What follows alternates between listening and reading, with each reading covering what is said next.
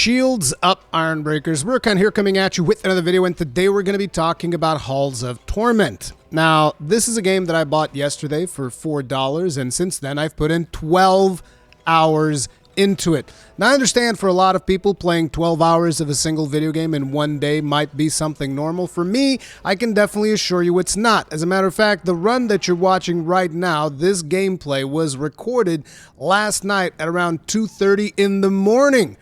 And this is really weird because this is definitely one of those games where you'll do a run and then immediately after you'll just go like, yeah, let's just do another run. You don't even think about it. You forget about time. I was streaming this game yesterday because I was like, you know what, let's just make a stream of it. We'll play. It'll probably be like a 2-hour stream or something like that because I don't really see myself playing this game, this type of game for very long. And then suddenly 5.5 hours had passed. And I kid you not, it felt like only 2 hours had passed. Like this game is breaking some kind of physical law of time and space because it creates a void wherein time just completely disappears. It's absolutely insane.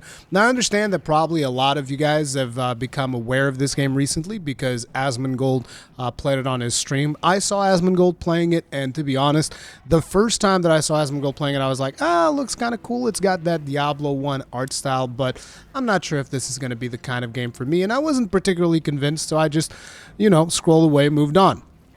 But the day before yesterday, a friend of mine, Mr. Tummy Giggles, you'll see him often in the live streams. He's also one of my mods. He was telling me, dude, you should probably check out this game. This might be a sleeper hit this year or something. And that was the point at which I was convinced. I was like, okay, so let's give this a shot. We'll stream it. We'll see what it's all about. And yeah, the results were pretty friggin' incredible, if you want to ask me, because again, I was completely addicted to it, and every moment that I wasn't playing it, I was pretty much thinking about it and the things that I could do to improve different characters' performances in terms of like builds and all of this crazy stuff. But a lot of you are watching the gameplay on screen and you might be wondering, okay, but what exactly is going on? Like, what is the point of this? And a very quick description that I would give of this game, it's like it's vampire survivors for people that really like Diablo. That's kind of the vibe that I get, because that's one of the main things that attracted me to this game has to be the art style. This art style is very much in line with what you would expect of old school Diablo, and that is always something that is very appealing to me.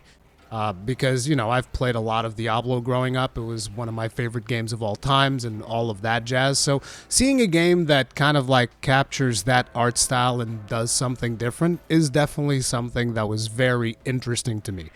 So, you know, the art style kind of got me in, but then naturally the gameplay is kind of what keeps you in. As you can see right now, I'm playing a character that has a flamethrower, and I'm just burning everything on the screen. And that's kind of like the objective of the game. Each run that you do, you can see a time like below here at the very bottom. Each run that you do, the objective is to survive around 30 minutes in ever-increasing enemies basically flooding your screen. Now, there are different maps and stuff like that, but the map itself, at least from my experience, appears to just be procedurally generated. It's just a plane. It's got a couple of obstacles here and there. And then there will be items that you can pick up that'll give you power-ups and stuff like that, as well as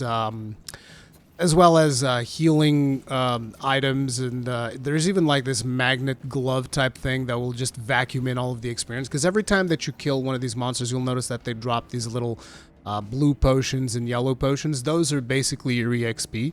So it's not just about killing the enemies. You have to then run around and pick up the things that they drop, because otherwise you don't really level up. But then there are also other things spread out through the game. Like you can see me picking up this scroll right now. This scroll will give you an extra ability that deals damage to enemies. So like, I think I'm going to pick up the arcane splinters here if I'm not mistaken. Oh no, I actually went for the little laser thing.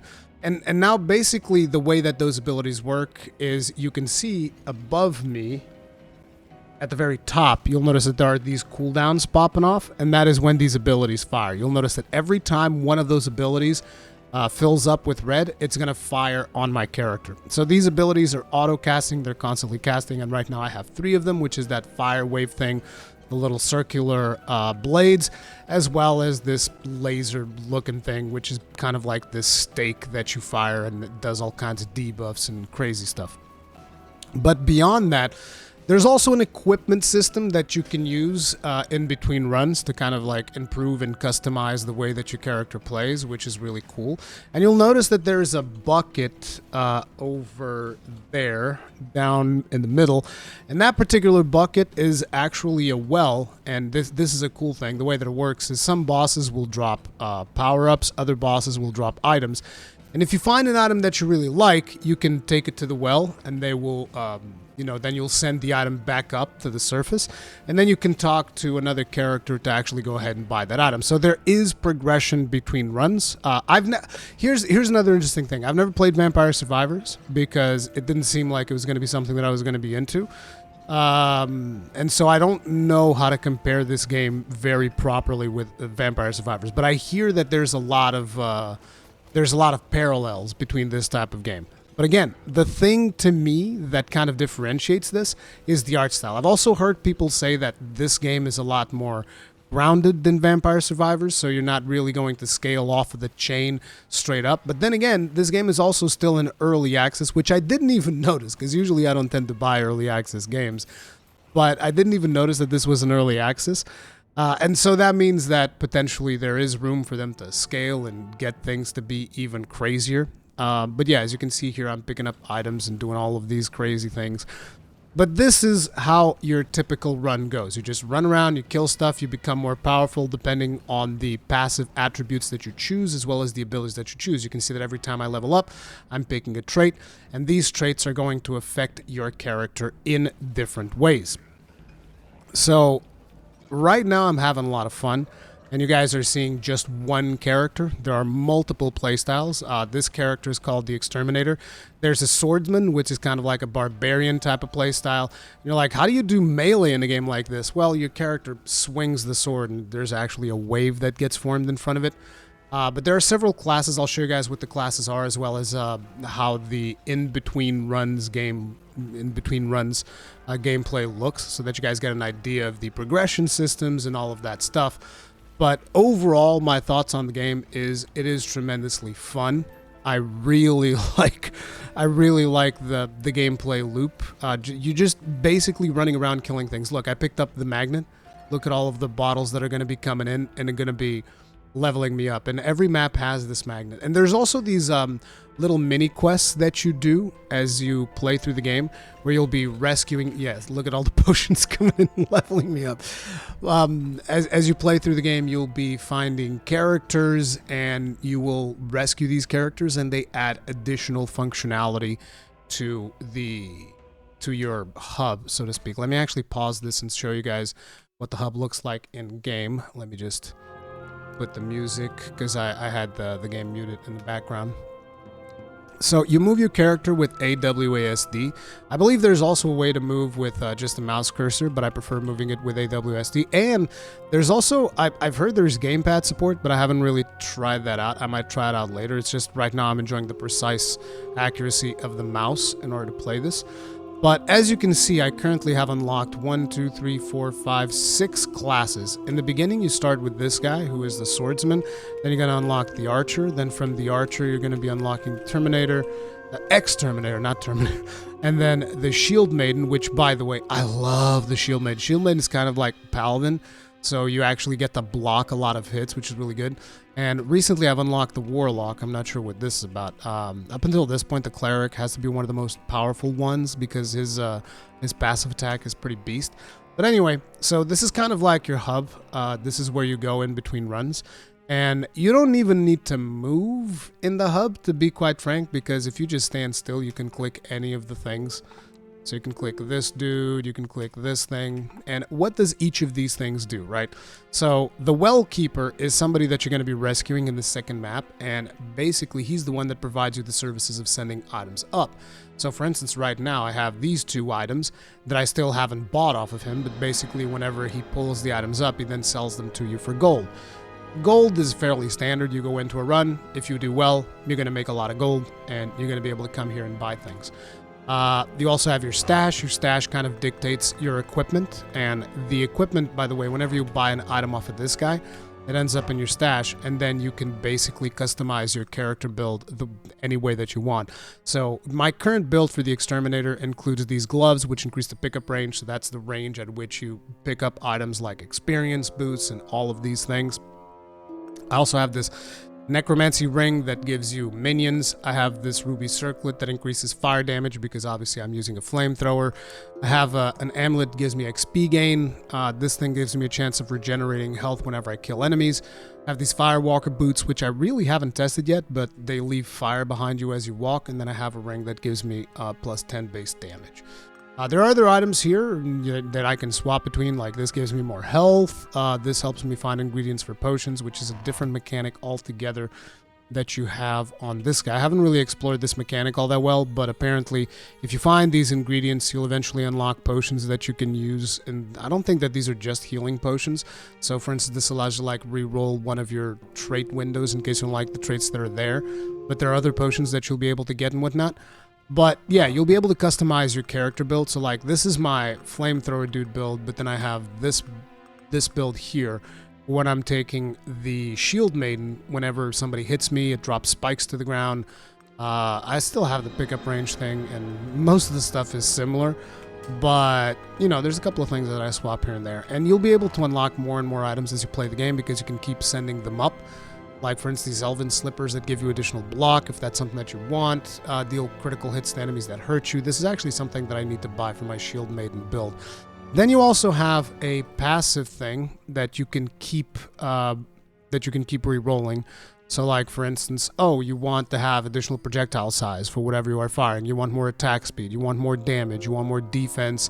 In my case, I usually go max damage, max fire damage for the Terminator, but I'm trying out a new build for the class that I haven't played yet, which is the Warlock.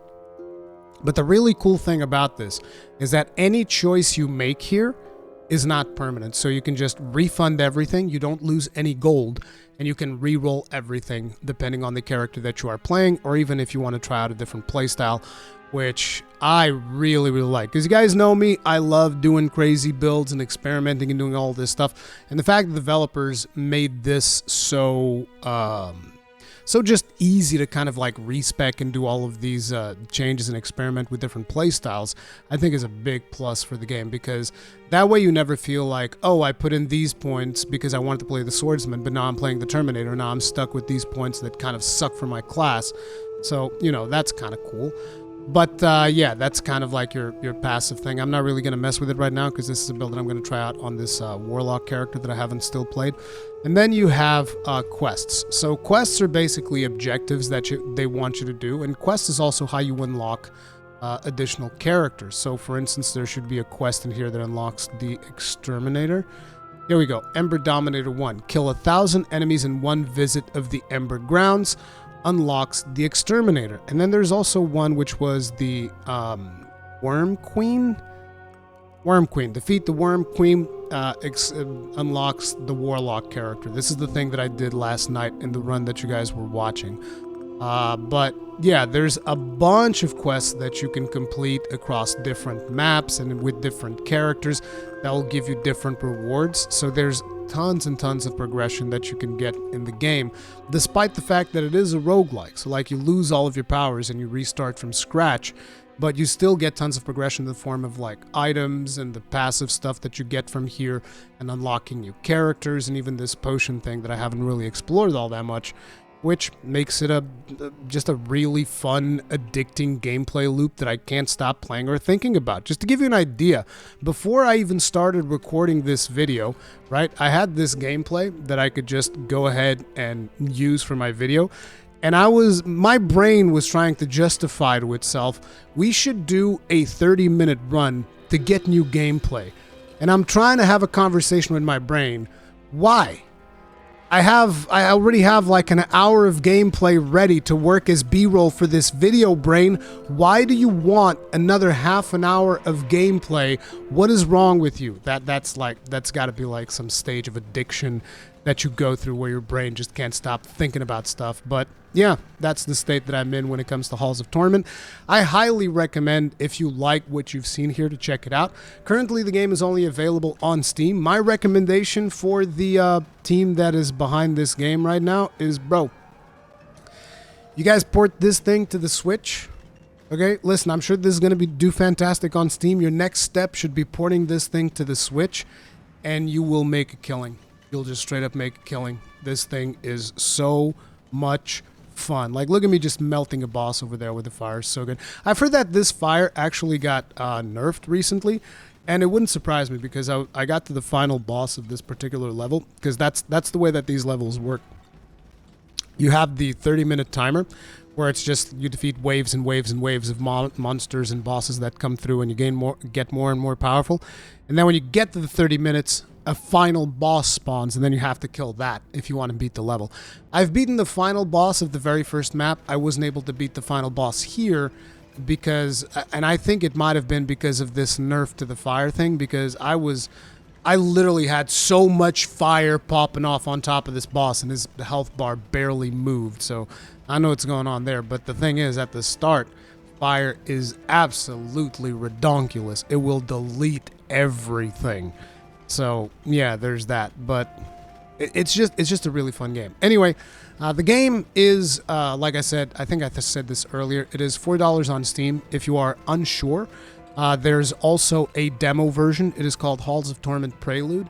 The really cool thing about the demo is that, from what I can tell, it carries over your progress, which I didn't expect.